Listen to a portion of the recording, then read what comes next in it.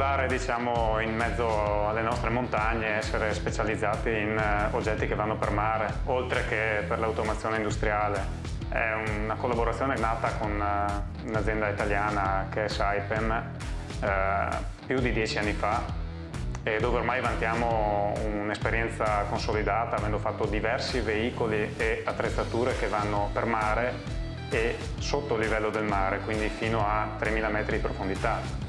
Dai robot, ma non solo, anche mega strutture in ambito navale.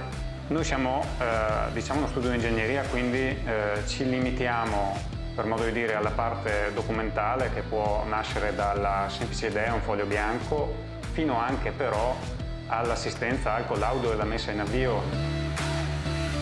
Al momento il team è molto giovane, circa 33 anni di media, siamo in 5 soci e 6 dipendenti. Siamo divisi tra ingegneri e tecnici, quindi laureati e non.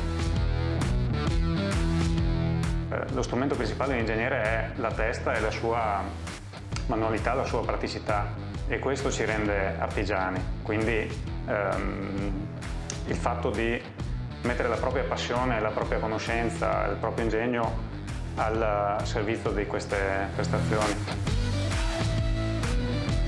È stato difficile perché era inaspettato, però ci siamo resi conto che mio papà ci aveva lasciato già tutte le conoscenze e le competenze necessarie per portare avanti il suo lavoro.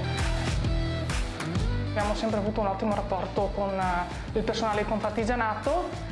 Io e Luca diciamo, ci interfacciamo con le persone quando abbiamo necessità di qualche aiuto, qualche suggerimento per corsi, visite mediche, bandi per qualche concorso, qualche aiuto economico magari per poter fare aggiornamenti per i dipendenti, quelle cose. Tutto quello che viene offerto insomma, da Confartigianato noi lo sfruttiamo quando è possibile, insomma, e lo apprezziamo molto.